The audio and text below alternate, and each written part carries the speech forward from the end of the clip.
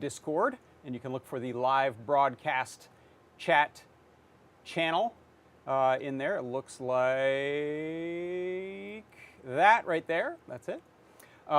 And what else? We've also got the YouTube chat up, which I can see. So hello, Dave Odessa. Thanks for stopping by there. And over in our Discord, hey, some nice, Starman, Paul Cutler, Blitz City DIY, C. Grover. Thanks for hopping in here this afternoon. So let's see, what do we got going on today? I'm back, first of all, and that is due to me taking apart this very computer. This is an iMac Pro. It's 7 years old. It's what I use for streaming and some of my video editing. It is a beast of a machine, but it's an Intel machine, so it's getting kind of long in the tooth, but I like it anyway. It's got like 32 cores or something like that, and it's Xeon processors, a bazillion tons of RAM, a big graphic card, and it seemed to have died. It started shutting itself down somewhere after the live stream for the AdaBox unboxing. It started to get really unruly, and it was, I went through wiping the hard drive, putting the OS back on it, zapping all sorts of PRAM and things, unplugging every possible USB, anything going into it, and it was still dying. So my friend Toddbot, he said, hey, have you tried taking it apart and just, reseating the cables and stuff? I said, sure, let's do it. And this is one of the ones you have to use a guitar pick or other spudger and peel the face off the thing, because it's a monitor that's just kind of glued in with those 3M adhesive strips to the case. So peel it open and unplug a bazillion things and unscrew stuff, blow off a little bit of dust. It wasn't that dusty in there, which is surprising given that it lives here in the workshop. Reseated everything, reseated the RAM, plugged all the little cables back in. It started working again. So here we are. I reinstalled the software that I need, just the minimal set I need to do what I do here. And it's working, knock wood, right? I'm probably dooming myself. It's just going to catch on fire or something, turn into a hellgate. But anyway, we're back. So that's why I was out last week. So thanks for hanging in, and thanks for understanding.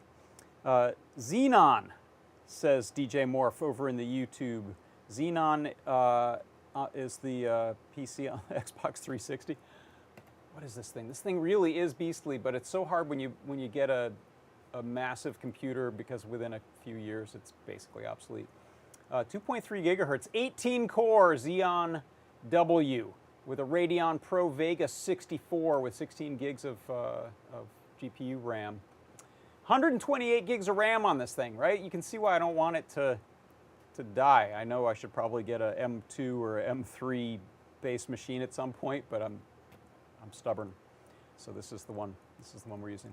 Also, this has a nice camera on it. This is just the FaceTime camera right here. Every other Mac I've used, even newer ones, like on the MacBook Pros, the camera isn't that great. This one's pretty nice. All right, so enough about this silly computer. Somebody says, if your machine dies, it means Apple's releasing a new one soon. The Studio looks nice, right? Those little fat versions of a Mac Mini. Those look kind of nice. All right, so what have I got going on today? I've got a coupon code for you if you want to save a little money in the store. I have a wrap-up recap of the product pick of the week show from Tuesday. I have a CircuitPython Parsec for you. And I'll do a little bit of a recap of a project learn guide. I have a new project that I'm working on that we're going to dive into. And that should be the show. I hope I didn't miss anything. So starting off with coupon code. Today's coupon code is PSX.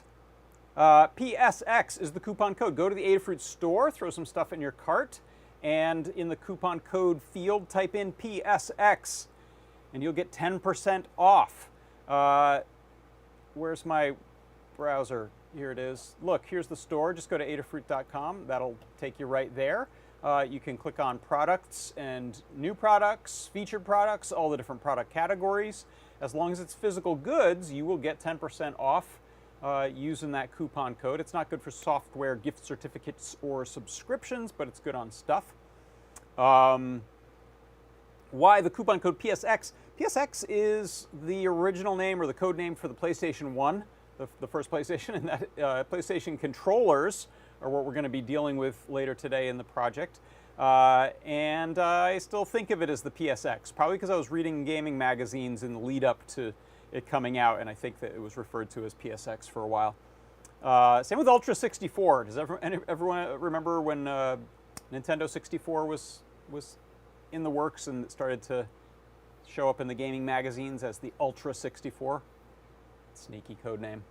But PSX, that's what we've got here today for your coupon code. So use that in the Adafruit store and get some neat things. We have some cool new products. In fact, if you click on that new products view all, or just go to adafruit.com/new, you can see we have a cute little programmable robot car that uses a microbit. 20 of those there in stock. Get 10% off of that. Not bad. We have a few interesting looking infrared boards. There's a demodulator breakout, there's a receiver breakout, and there was one other, wasn't there? There was, did I miss it? I guess it's those two. Yeah, and then we have the sender. We have the regular sender. These are the receiver side of things. So we got those coming. They're out. Yeah, they're in stock. Got to save a little money on those. More Elect Freaks stuff. A programmable little arcade board with a screen and a little controller shape on it. I like controllers. So those are some things that you could go and grab and get yourself that discount, 10% off. Johnny Bergdahl over in the Discord chat says the studio, the Mac Studio, is just ugly. I have one. I'm always sad at how few ports are on the back of these things. This iMac actually is pretty decent. It has like, let's say 6 USB-C, and a lot of those are Thunderbolt. It has like 4 more USB-A, and I think those are all USB 3.0. It has does it have HDMI? No, it doesn't have HDMI. It has some regular Thunderbolt ports on it, Ethernet port, SD card, not bad. All right, next up, so I've got my show on Tuesdays, which is the Product Pick Show. And on the show, we reveal a new product pick, something new, something favorite, give you a little bit of a demo on it, and we give you a big discount. It's 50% off in this case. Here is a little 1-minute recap of this week's show. It is the SHT41 Temperature and Humidity Trinky. It has a quick, easy monitoring solution. And you can see here, this just slides right in. And that's a thick enough board that it actually stays in there quite nicely. Here you can see every 2 seconds I have it logging the temperature in both Celsius and Fahrenheit. So it's about 78 degrees in here right now. And humidity is at about 29%. I can probably skew that a bit either by just touching the sensor. That'll probably warm it up a bit. Oh, it's cooling it. I'm cooler than the air. You can see the humidity jumped up there just because of some perspiration on my finger. Or if I blow on it. So if we give it a little warm, hot breath there, we got it up to 83 degrees and about 80% humidity. The SHT41 Temperature and Humidity Trinky. Yes, it is. We also have a, what is it, the SHT45. It was out of stock, so I didn't do that one in the show, but that's a similar one. It's just slightly more accurate if you need the utmost in accuracy for your temperature and humidity. You can watch for that one. All right, so next up, I've got a CircuitPython Parsec for you. CircuitPython Parsec.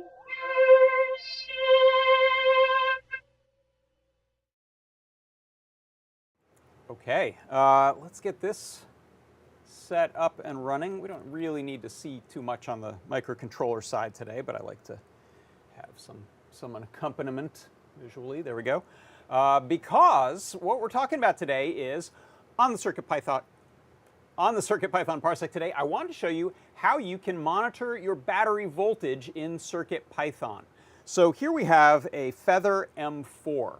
And this and a number of our other boards, especially ones that have a battery input, have a pin, one of the analog pins, that can be used as a voltage monitoring pin. It is not broken out onto the board. It is just used sort of internally as a voltage divider to tell you what the voltage is on the battery. So here you can see, I'm going to go ahead and plug in this little battery here. And in the REPL, you will see it's going to start saying voltage is 3.9 volts. It's good. So what I can do now, and you can ignore the voltage when I unplug it. It's actually, I think, just pulling whatever the voltage regulator value is. But when I plug in another battery, this is a big fat battery I had sitting around and hadn't used in a long time. This one says, hey, 3.05 volts is low. It's time to charge. So this is able to detect the voltage coming from your battery, which on these LiPos is a pretty good indication of when it's time to charge. They can start at around 4 or so volts, and when they are at 3.7, that's sort of their sweet spot. When they start to sag below that, that's when you know it's probably time to charge them again. And so the way this works is I have from analog I/O import analog in. That allows me to read an analog input, one of the ADCs. And then I'm setting up this variable VBAT voltage equals analog in board.voltage monitor. Not all boards have this, but I'll show you on another Parsec how you can create your own if you need it. But this is an internal pin that's used to monitor that voltage. Then we have a little function here which just converts that from the analog 16-bit value into volts. And then in the main loop here, I have battery voltage variable equals get voltage, VBAT voltage. So it's going to go and return that as the voltage from the analog read. Then if that value is less than 3.7, or sorry, if that value is greater than 3.7, I print out, hey, that's good, and print out the actual value. And if it's below that, then we say, hey, it's time to charge. And then we repeat that every 2 seconds. And so that is how you can monitor your battery voltage on your microcontroller inside of CircuitPython. And that is your CircuitPython Parsec. CircuitPython Parsec.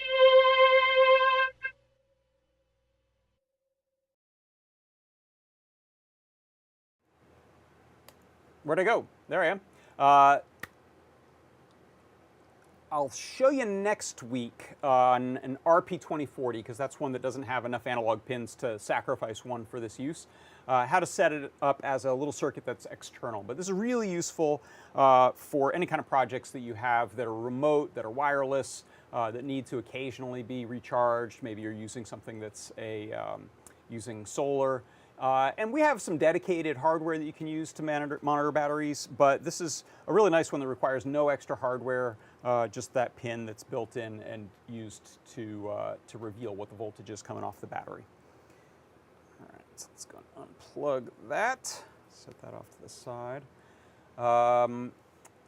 Let's see, so next up I wanted to go ahead and head to Learn and just go over the Mechanical Watch Winder Learn guide that I put out last week. That was a project we've been working on leading up to that. And here we go, switch over to that. So if you go to learn.adafruit.com, by the way, there's a section here called New Guides. You can look there for new guides. One thing I'll let you know if you're curious why sometimes an old-looking guide shows up is because it's been updated. And some of this is, I believe, changes that were made to switching from secrets.py over to settings.toml. And so as the guides get updated to reflect that change for any internet-connected gizmos, you'll see that the guide will kind of get tagged as new, and it'll start showing up in the new guides section. But here we have this one, which is legitimately pretty new, and that's the automatic mechanical watch winder that I built using a Cricut as the sort of motor driver, a Circuit Playground Express, coded it in make code to make it nice and easy as a sort of graphical, Blockly-based programming tool, and then built this platform using Lego bricks and elements so that I can set this watch, when I'm not winding it, on there, and it'll stay accurate even if I don't wear it for a couple of days. So here you'll see I've got a little video there. It'll show you in action. I have a assemble the watch winder page here. You'll see I've got a little render of the bricks part of the thing, which I did in Bricklink Studio, which is what I used to design it, and also to export the parts list, so you can buy these off of Bricklink or another brick reseller if you want. If you click on this link here, Bricklink Design Files, I'll open that in a new tab. This is the studio gallery in Bricklink. This will give you some more images of the renders I did and a final image of the device in the real world. A little explanation there. And let me see if I can zoom this to a normal size. There we go. If you scroll over to the side here, you'll see there are download studio file. That'll allow you to download it and open it up in Bricklink Studio, which is a free CAD program for Lego that I used. It's really popular. And you can also click on View Instructions, which will show you a sort of simplified, automated version of the build. This is created just from the studio file. I also have a PDF file that's the sort of more manual layout style, more like an instruction manual. You can also click on Easy Buy. This will bring you into the sort of Bricklink ecosystem to find a place to buy the parts. I found this at probably around $45, $50 if you get all those parts from the average seller. If we go back here to the guide itself, here's this build instructions PDF. I'll click that. We can go back.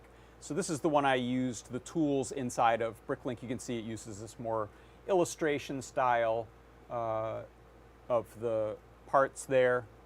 DJ Morph says everything is awesome.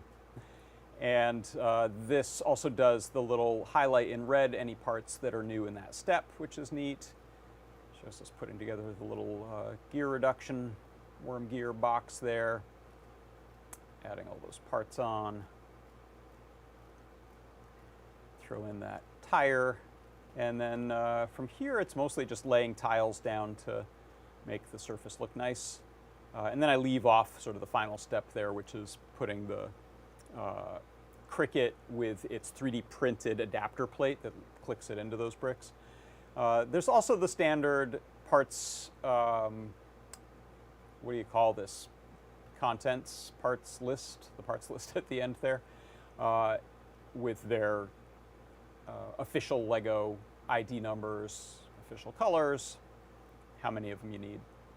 So that's pretty neat. You can make those in Bricklink, just like we used to in Lego Digital Designer and back a few years ago before this kind of took over. And then in the guide here, you can see we've got a pretty simple setup for driving the motor. It's just the two leads go into motor 1, ports A and B there. And I also have our little axle to motor shaft adapter there that puts it into the sort of Lego shaft, axle shaft, cross axle territory, and then assemble the gearbox, put the rest of it together. Here's this 3D printed part. It's the only 3D printed part you need for this. You can do without this if you wanted. You could probably just rest it there or build up a little holder around it in Lego or other material.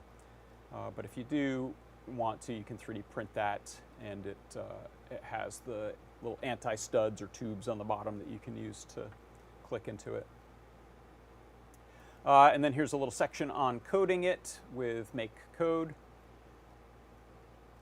I was wrong, by the way. I think I said when I was first putting this together on the live stream that you needed to use the beta of make code in order to get the Cricut extension. That was not true. I think I had a little cached old file cache in there that was leaving it off, but you can use the regular makecode.adafruit.com editor. Don't need the beta, and you'll be able to add that extension. And there's the little setup of what the logic for the buttons and the lights do. I won't go over all that here, but you can check it out. You can also download the whole thing and then flash that to your Cricut, or your Circuit Playground Express rather.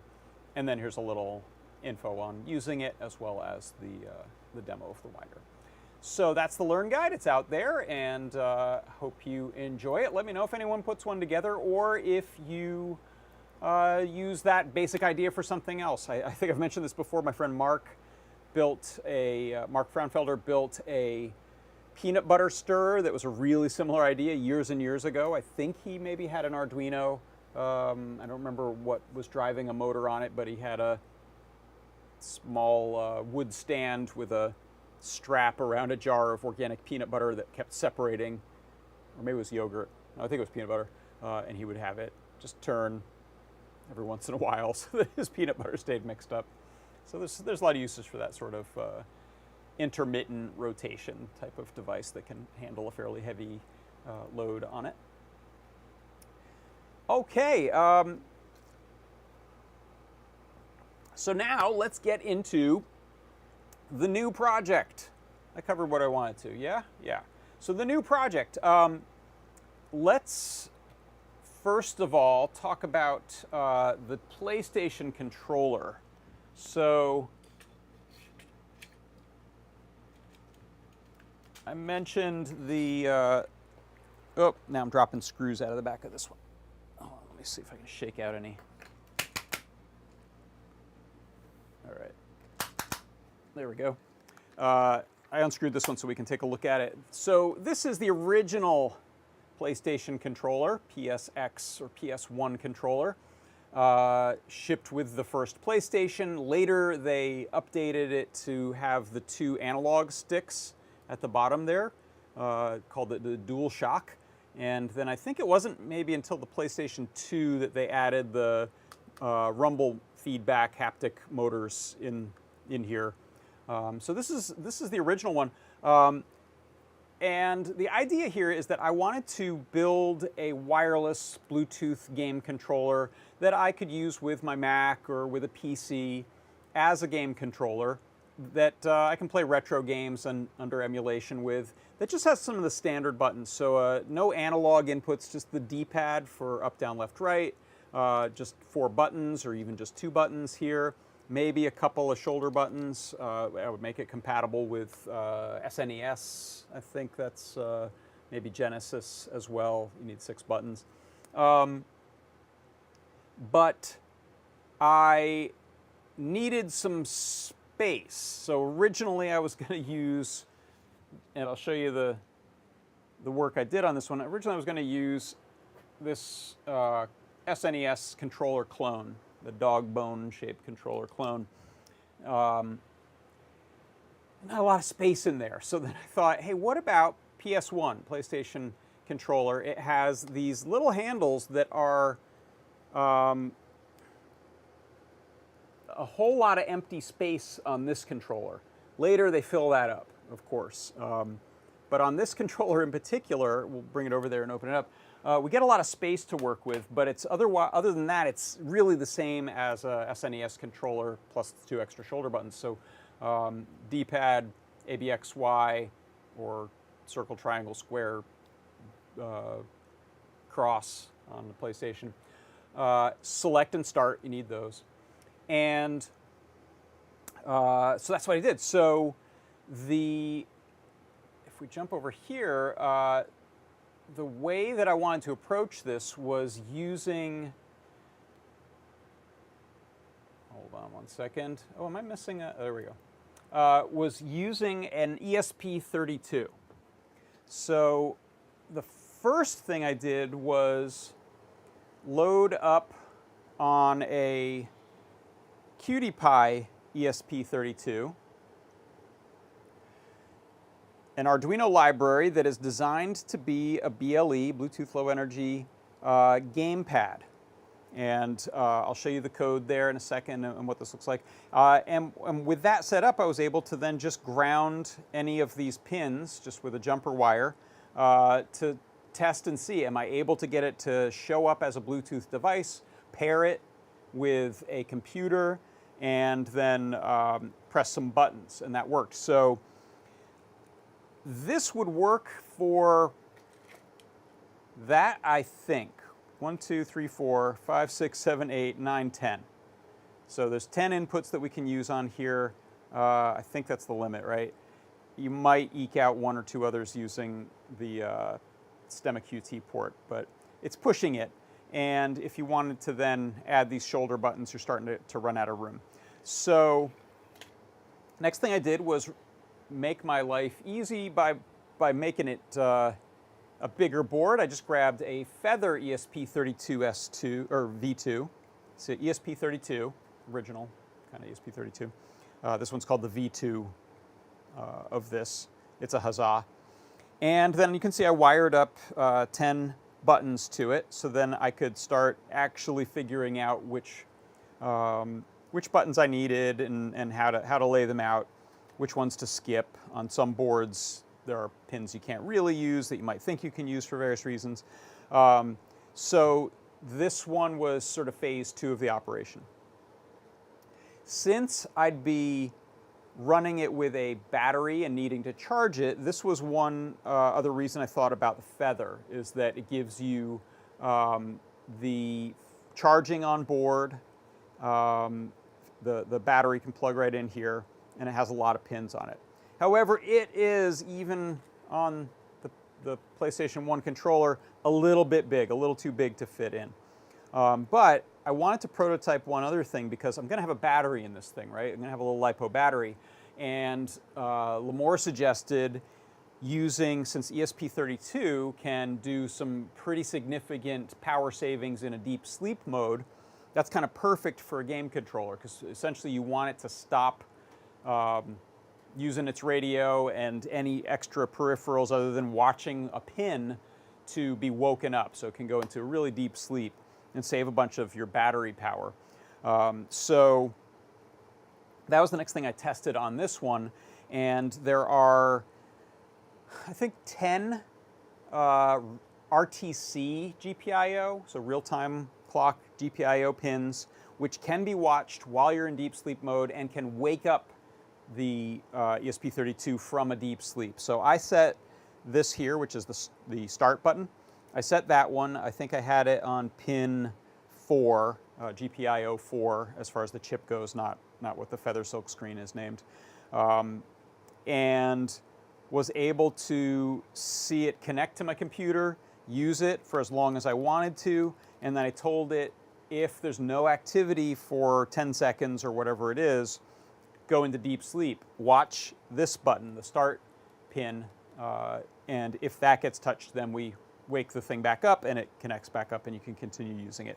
So that's pretty typical controller behavior. If you think about even modern controllers, they don't really have an on-off switch. They just have a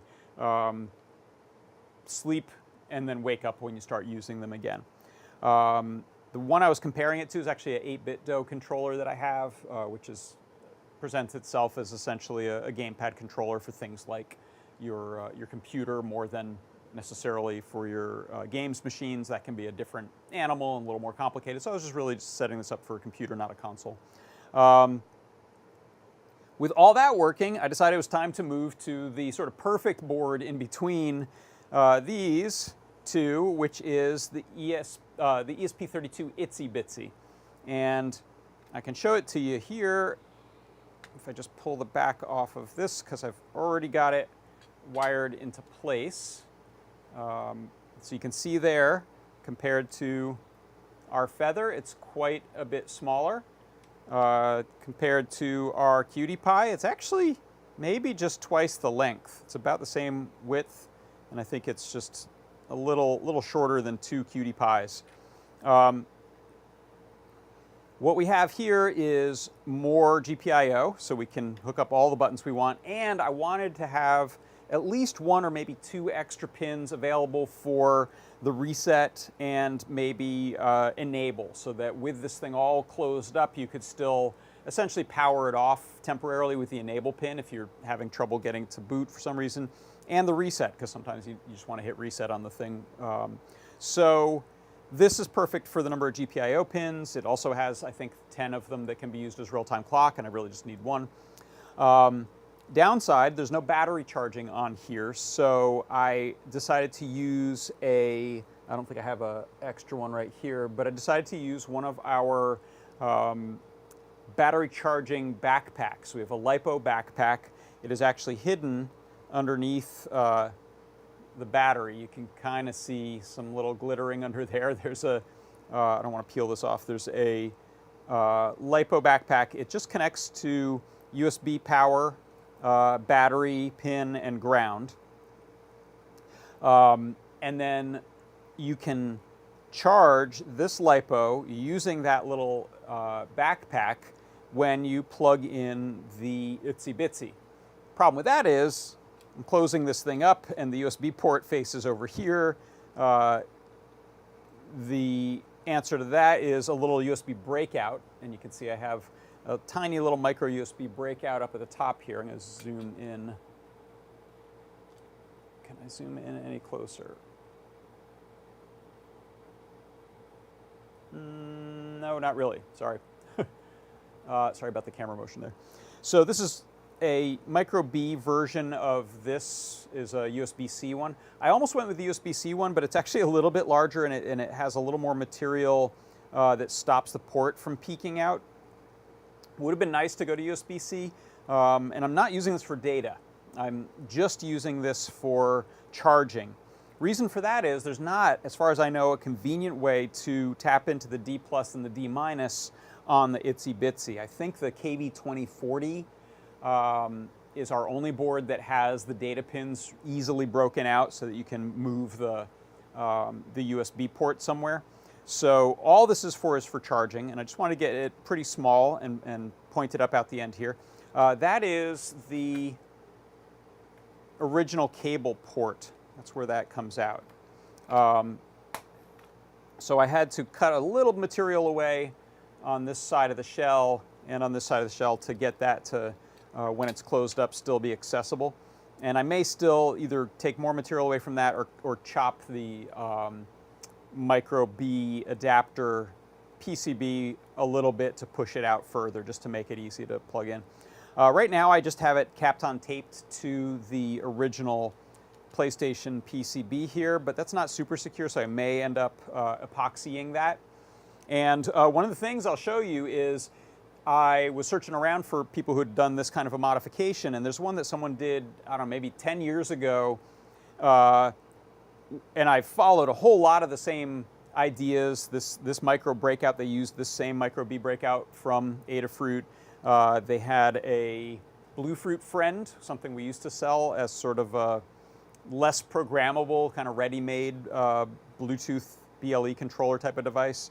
Might have been a different charging situation, I can't remember. But I'll show that project. But I think they did a great job, because as I was trying out like different ideas on how to put this together, I kept arriving at the same solutions that person had. At one point I was like, oh, what if I pull off a couple of these buttons and have USB ports poking out? That would be easy. Maybe we could fit a whole cutie pie in there. But this turns out, I think, to be one of the more elegant solutions. I did drill one hole in the back here so that we can see the NeoPixel on the back, and I have it lighting up blue when we have made a connection with Bluetooth. And I may do a hole on the side so that we can see the charging. There's a big bright LED in there, but it doesn't have anywhere to peek out that light.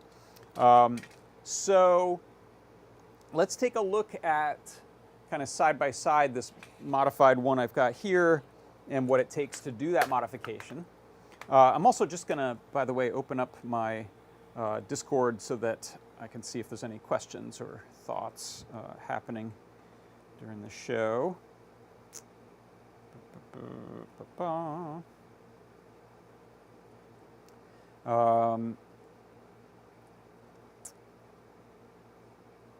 Skur says that USB pins, I think, are broken to test points on the bottom. Well, that's good to know. That would be pretty cool. I will say, since I couldn't break out the data pins for this, I decided to try to take it one extra step further, which is I'm coding this in Arduino.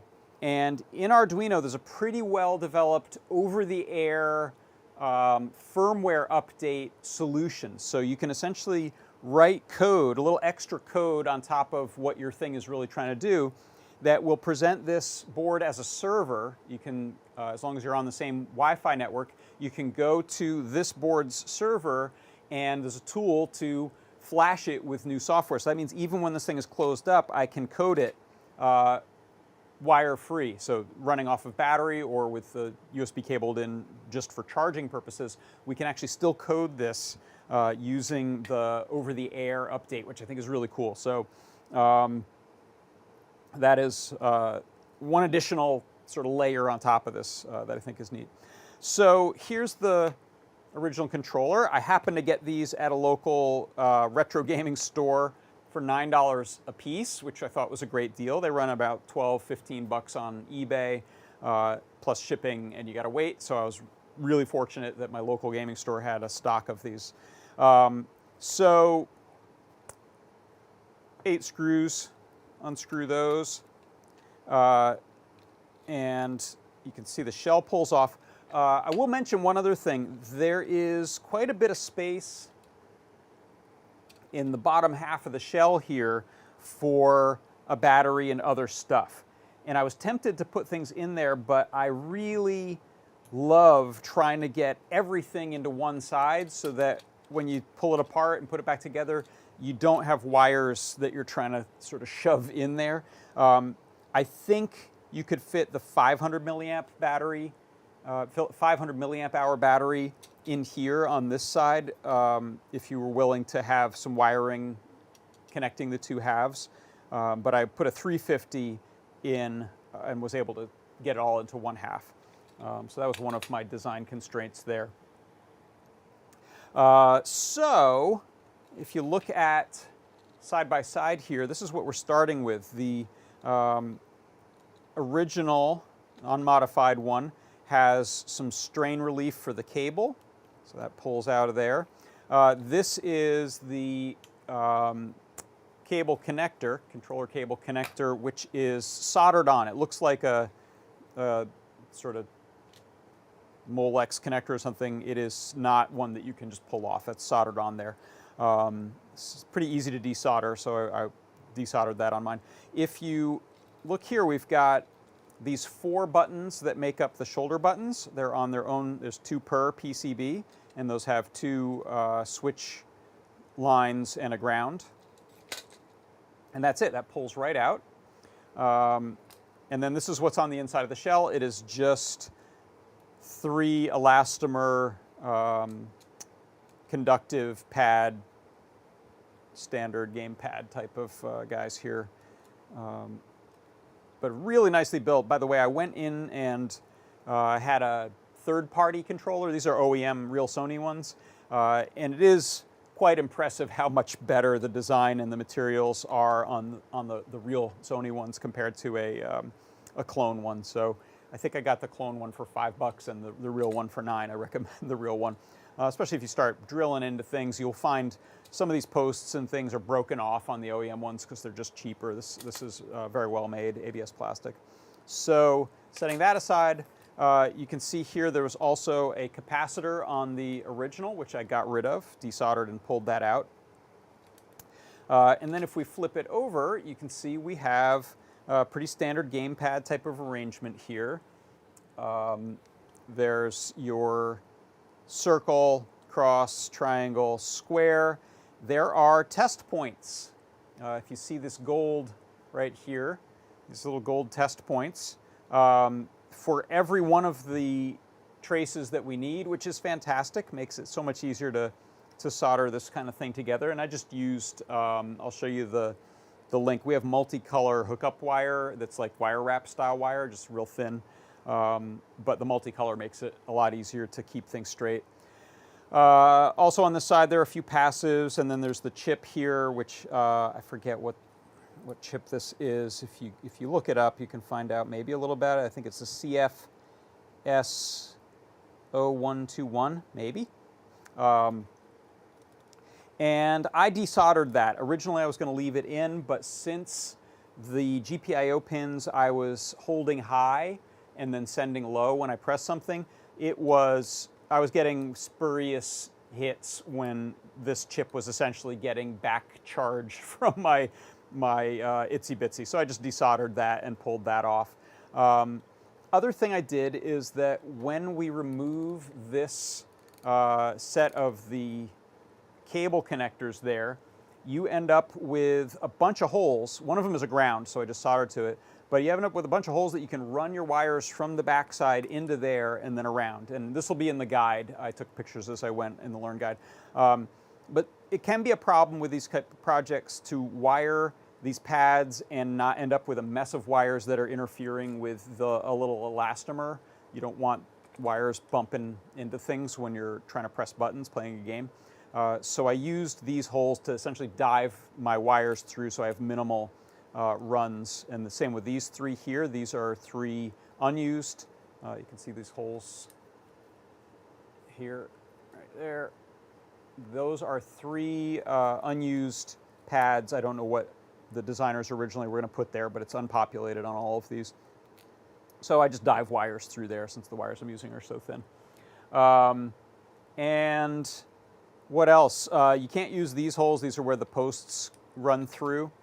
Another thing about these type of projects is it's really important to provide pressure against the wrong side. Provide pressure against the board. Otherwise, when you press the buttons, they will push the PCB and you won't get a good button press. So the board needs to be held really tightly against these little plastic bosses, which is why you never have as much space in these as you think you do. Like you'd think, oh, I can put a battery here and a controller there. There are always going to be, either they'll be screwed in, or in this case, and I think in the better controller designs I've seen, there's going to be a whole lot of plastic coming from the back half of the shell that all of that is countering that PCB from moving when you press buttons. So these need to be held in really well. So that's what this is about. Some of these are stiffeners, these horizontal ones keep this from flexing too much. And you could shave those down if you needed the space. I didn't end up needing it for the itsy bitsy. This just fits there. And I think that covers most of what I did with the actual shell hardware design. If you look here, you can see I gave myself a lot of slack there. So you can see there is the wiring there. And what I'm going to do now is actually switch over to the other computer where I have the close-up camera. And we can take a better look at some of what's going on here. So I'll go to this, this view of the world here, and let me turn on a light. That's pretty good. Okay. So you can see here, if I pull this away, I probably could have gone shorter with the wires, but I wanted to be able to actually have room away from the board to solder things, and this sort of just compresses this wad of wires down well enough, and that all fits in this space that's here. You can see there a little better is the hole I drilled through for my Bluetooth indicator on the NeoPixel there. And if you look, here are some of those holes I mentioned. Right there are where my wires are diving through, and then they go through the other side. I won't flip this over right now just because I want to demo it and I don't want to pull it apart. Main thing, really, this would all pull out other than my battery being taped to the case here so it doesn't flop around and taped there. But that's what that looks like. There you can see this is pressed like that when this is closed, so not perfectly neat. I wish it could be, but it's not perfectly neat. And here's the other side of that where I just carved it away with some snips a bit. I could probably file it a little bit. And so when I close that down, you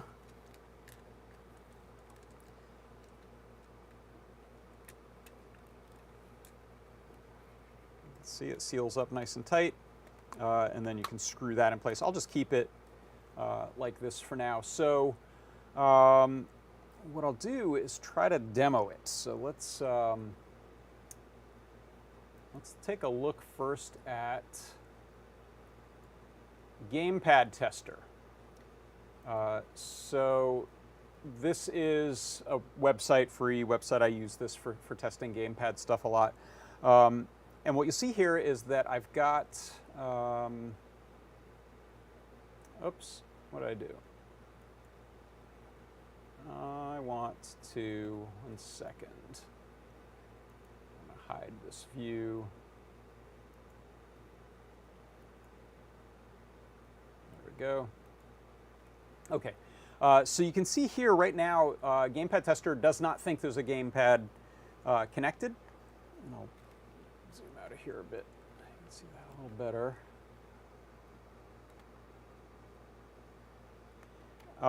And if I press buttons, nothing is happening, which is kind of fine. I don't want to accidentally turn the thing on. But if I press the start button, give it a moment and it will wake up. So that's the deep sleep on the ESP32. And now I think I have it set to 15 seconds. If there are no buttons pressed for 15 seconds, it's gonna go back to sleep. So you can see here I can test up, down, left, right, OX, triangle, square, select, start, and these two shoulder buttons. So all of that you can see is registering as button numbers. And what I'll do is just leave it alone for, I think I said 15 seconds. And you should see it basically disappear. The board is going to go into deep sleep, which means we drop the Bluetooth connection. And now Gamepad Tester's like, hey, where'd it go? Which is excellent. So it's saving power, and then I want to use it again. I'll just press start on here. It's 3-4 seconds, and it is back in business, which I think is totally acceptable. I think this is pretty much how all your game console controllers work, is that they go into a deep sleep to save power. You pick them up. A lot of them have accelerometers on them now, so even just touching it, I think, will wake it up. Or you touch any buttons. There it goes. I didn't press anything for a while. It fell asleep. So now let's do a slightly more interesting demo. I'll play a game. So let's switch over to this. And right now it, again, the controller has fallen asleep, so I can't do anything. Press start, should wake it up. And now press, I think I have to highlight my, here, oh, there we go. And now we can play some Micro Mages. So this is a NES game that was written in the last few years. It's a fairly new game that I love, and I've demoed it on here before. This is playing on an NES emulator. It actually also did come out in cartridge form, but you can see I'm playing the game. This does not feel like a weird homemade controller or anything. The latency is fine.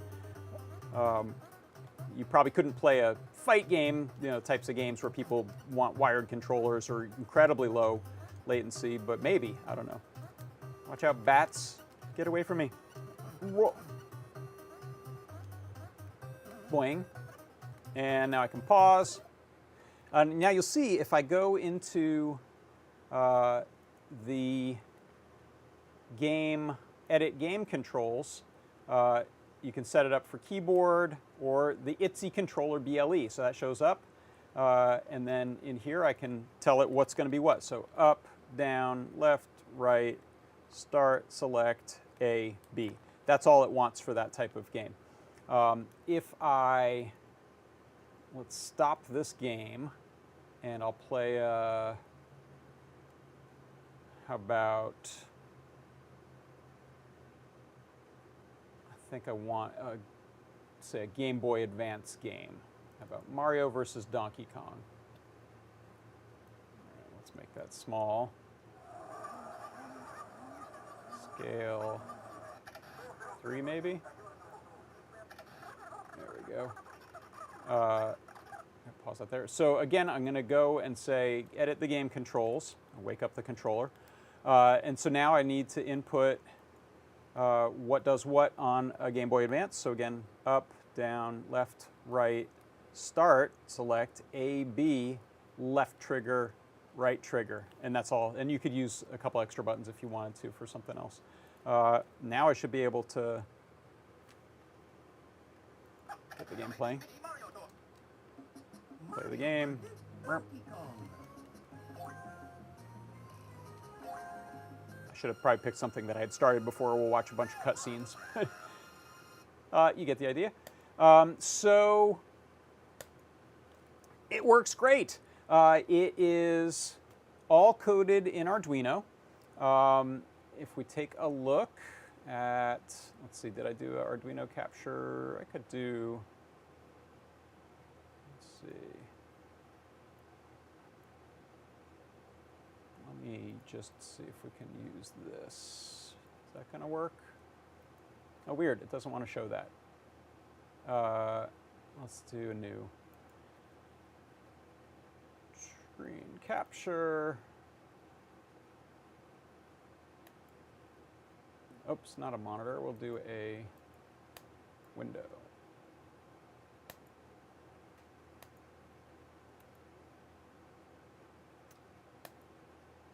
Okay, good. So this is the version of this that I set up that does the main controller stuff, BLE, and it does the sleep stuff. This is not the one that has the over-the-air updates. I can show that one too if there's interest. But important things here are these libraries. So if we follow this link, this is LemmingDev ESP32 BLE gamepad. It just works. It works great. It has a bunch of example code that you can use to start from. My main challenge was the setup on this one. It was just easier to use my D-pad as buttons rather than as axes. You'll see in a lot of, like in Game Tester, a lot of controllers, even if they're D-pad, will show up as if they were a analog joystick that's just either kind of on or off in one direction or another. I couldn't get that working in here well, and I don't know if it's necessary to, but that is one thing. Is a lot of these examples expect you to use analog or digital D-pad direction stuff on the axis message that sends to your computer versus a button. But you can see in my case with that emulator, you can just config and say, here's what left is, and it doesn't really matter what comes over. It'll just accept whatever message you press. So that was one. The other is this article I found on Deep Sleep. Let's see, can I go? Just copy this URL real quick. Boop, boop. ESP32 Deep Sleep with Arduino IDE and Wake Up Sources. Fantastic. This will be in my guide. This really talks you through it. Worked great.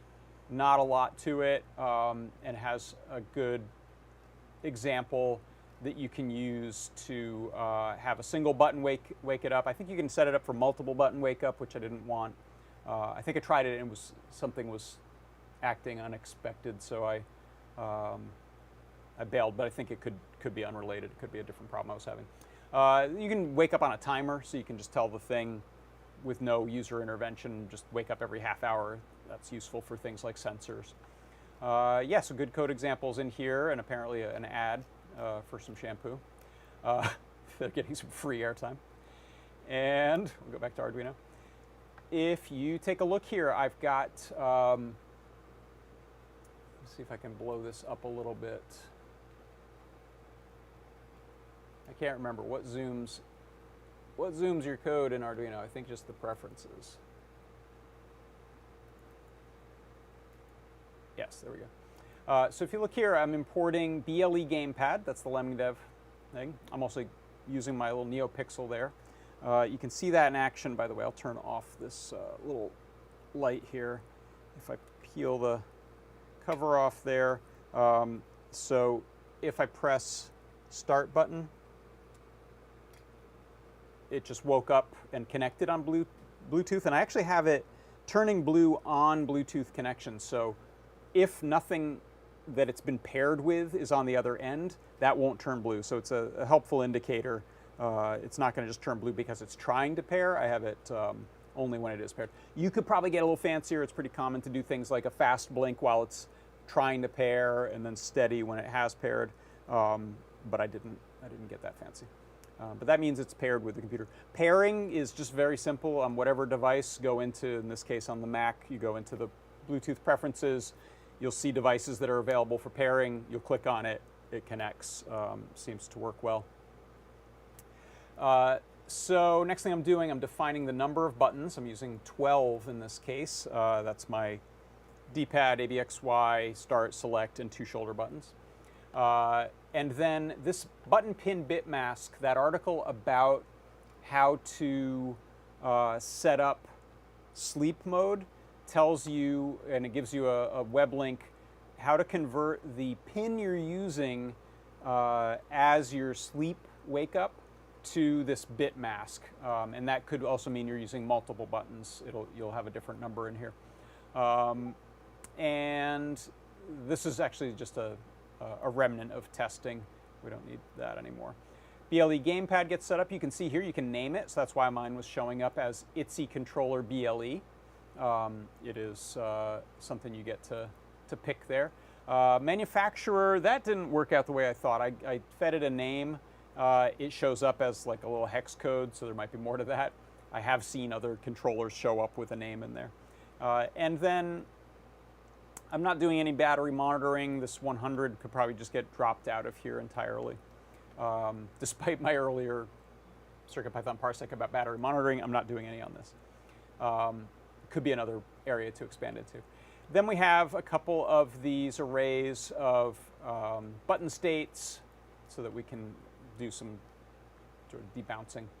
And then you can see I have a whole bunch of notes to myself because I did this on the Feather, I did this on the Cutie Pie, and then I ended up going with the Itsy Bitsy, which is me making little notes about what are the pins we can use, what are their pin names, which ones have real-time clocks, so any of those can be used for wake up.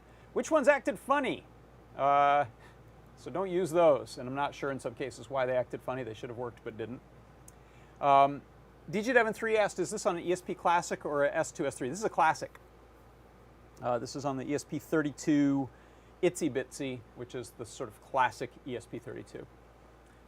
And that is purely because that's what the BLE controller library I'm using is for. That has really good deep sleep performance, and it's the only ESP32 we have in the Itsy Bits form factor, which turns out to be the right size for this project. Then we have, okay, 20 seconds. So this is where I define how long should it just sit there with no button presses before it goes to sleep. In this case, I have 20 seconds.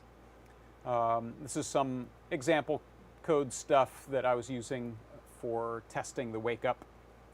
You can see here, you can wake up from an external signal, timer, you can use a touch I/O, and a couple other cases.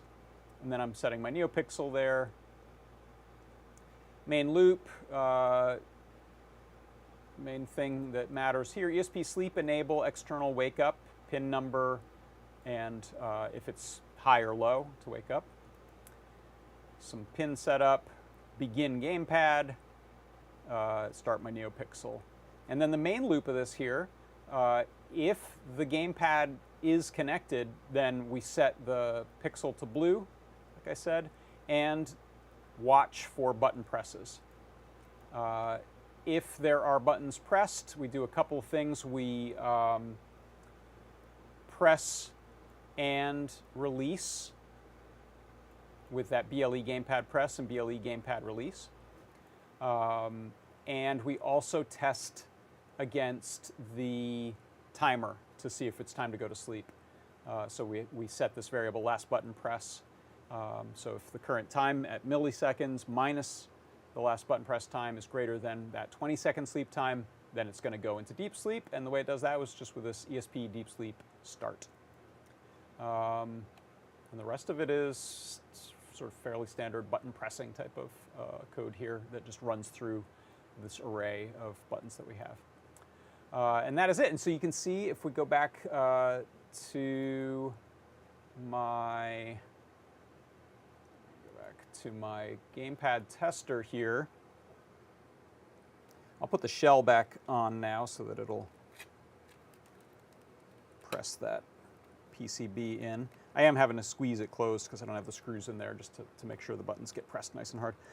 You can see if I wake it up by pressing start, not only do we have those button presses there, you can have kind of all of them at once.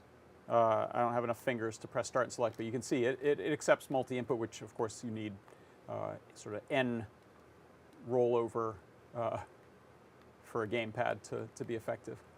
Last thing is I set that R2 trigger to be reset on the board. So you can see it's just going to basically disappear because that's resetting the board. Now it's back. So that's helpful. You could potentially use that instead of the start button for waking up from deep sleep. So I'm using the sort of very specific deep sleep watch a GPIO that's an RTC GPIO. You could say, you know what, just go to sleep, and when I want to wake you up, I will hit the reset button. That would work as well, but this is way cooler and probably more useful in certain scenarios to be able to do that a little more elegantly. So I decided to use that method. This one currently does nothing, but I may hook that up between ground and the enable pin, which would give you sort of a heftier reset, because that's really cutting power. You'll notice I have no, like I said, I have no power switch. You could run an external power switch from the battery, the LiPo board that I'm using that runs from the battery to the controller. So we could have a hard switch on it, maybe mount a real toggle back here. But again, I don't think it's necessary because this goes into deep sleep and you just wake it up when you need it by pressing start. And there's your controller again. So let's see, a couple of other things. I'll just show what the parts are that we're using here.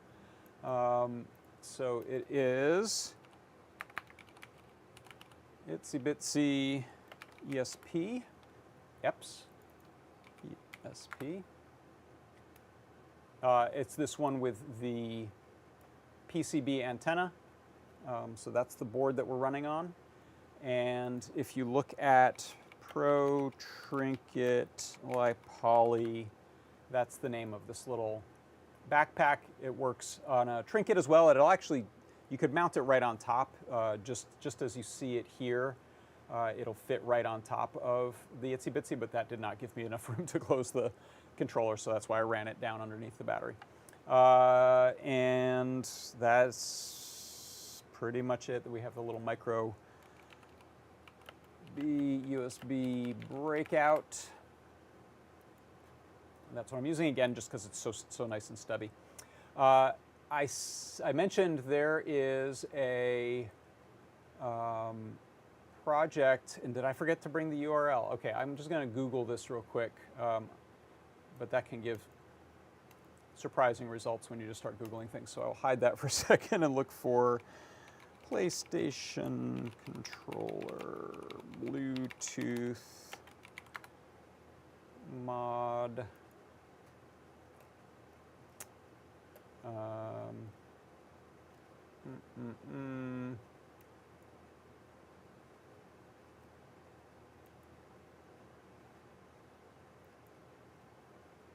Here it is. I think. No.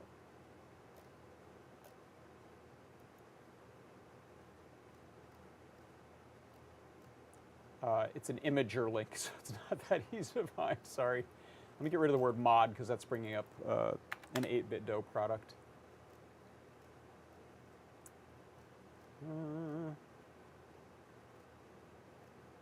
No, okay, well, I'll put it in the guide. Maybe I'll show it next week. But hats off to this person who's done it 10 years ago with some much older Adafruit products. But this is sort of the modernized version of that. All right, let's see. I'm just going to check the chat real quick and see. CircuitPy Charger BFF is one of the smaller ones if you want even less of a footprint. Actually, it's bigger. The CircuitPy BFF is bigger than this. This just looks big because of the photo, but it's that right there. That's the little Lipoly backpack for Pro Trinket / Itsy Bitsy. It's tiny. And this one actually, if you did want to do the external power switch thing, this one has pins for it, which is nice. You could do that on the BFF, but you'd have to sort of surface mount solder to the pads, the onboard switch, because it has an onboard on-off switch. Another thing you could do, if you're willing to, is get rid of those JST connectors and then wire battery directly to board, but that can get a little sketchy. And DJ Devon 3, I had the same reaction when I first saw that. I thought that that's how big that thing is. That's actually sitting on a blue board, so you can't tell, but it's sitting on a Pro Trinket, I think. But yeah, that board is tiny. Let's see. What else? Oh, a DIY charger for the Itsy. This is a Seagrover charger, alternate to check out. Very cool. Another option with these things potentially is wireless charging. So you could do no port, no drill hole. If you can fit in a little inductive charger and just set it on a mat to charge, that's certainly a possibility. Let's see. Todd says, I'll bring up the Discord there. Todd says, oh, cool GIF, by the way, NSQ7. Always with the good GIFs. That's awesome. Todd says, I just want an excuse to play cool indie games on my live stream so I don't have to set up Twitch. This is true. I will always find a reason to play some Micro Mages. It's a fun game. Todd says, I'm amazed how sturdy the first-party controllers are. Imagine all the forces we put on them. Yeah, I mean, incredible. This one, the one I chose to modify, maybe I'll swap the shell for a different one, is slightly yellowed on the bottom, which is kind of gross. I'm not sure if that's cleanable, just dirt, or if that's a tobacco thing that'll never come out. The two others that I got are actually pretty clean. So I think by the time the PlayStation 1 had come out, the plastics had been, the problems with the plastics that yellow had been solved. I think it was a fire retardant in the plastic in things like, you know, your old Apple computer or your SNES. You can see how this NES here is kind of yellowed. I think that had been solved by the time PlayStation came out, so I don't think you see that weird sun damage on PlayStation. I could be wrong, but yeah, the PlayStation controllers are really nice ones to start from. Also, I think it was some nice who mentioned their original Xbox controller that was huge. I think you must have had the Duke, right? There was the original. I'll show you this Duke. The original Xbox controller. Look at that thing. Was this giant? The Duke. It got nicknamed later. They came out with something smaller after it. Oh my God! Look how fat that thing looks. That got revised into a smaller one. This is in the US only, but I think the designers wanted to make a statement with that controller. The Duke. Yeah, you could fit, I mean, if no one has put a circular OLED in there, TFT in there, they should. There's space. It's massive. I don't have one of those. I never had that. Did I? I had an original Xbox, but I don't think I had the Duke controller. I got their revision that was smaller. You could fit a full Arduino in there. Grand Central. What is with this? This thing, Teenage Mutant Ninja Turtle Fuggler, Lars's long lost cousin there. Thanks, Skur. I think DJ Devon 3 sent me that too. Have you people bought these? Are they available? Are they bringing back Fugglers? Amazing. All right, I think that's it. DJ Devon 3, maybe it was based on the Jaguar controller, which has like 90 buttons on it. It's nuts. Okay, that's the show. Thanks everyone for stopping by. I will be working on documenting this. I will be playing around with the code a little bit. The one thing I didn't show was the code for updating it over the air. I want to make sure that that's working well before I commit to that and publish that. Otherwise, I will look for the data pins under the board, so I could do a plug-in update. Or you could not. You could just open the thing when you wanted to code it. You can see it's still pretty approachable. It's just 8 screws. All right. That is going to do it for today. Thanks everyone for stopping by. Once again, I'll remind you, if you want to go get some of these parts and get a discount on them, it's the Itsy Bitsy ESP32 with the PCB antenna. It's the LiPoly charger backpack for Trinket, Pro Trinket, and Itsy Bitsy. It's a 350 milliamp hour battery, and that might be about it. Yeah. Oh, and a little breakout, a little micro B breakout. Or maybe you want to get the USB-C one and modify your case a little more. That's going to do it. So use that coupon code PSX. That'll get you 10% off in the Adafruit store. I've run long. It's time to go. Thanks everyone so much. Have a good one. Scott is going to be doing a deep dive tomorrow, so stop by to check that out. We will be back on Tuesday with another product pick of the week. On Wednesday with a 3D Hangouts, a show and tell, Ask an Engineer, and lots more on your Adafruit channels. Thanks everyone. I will see you next time. Goodbye. And go play some Micro Mages.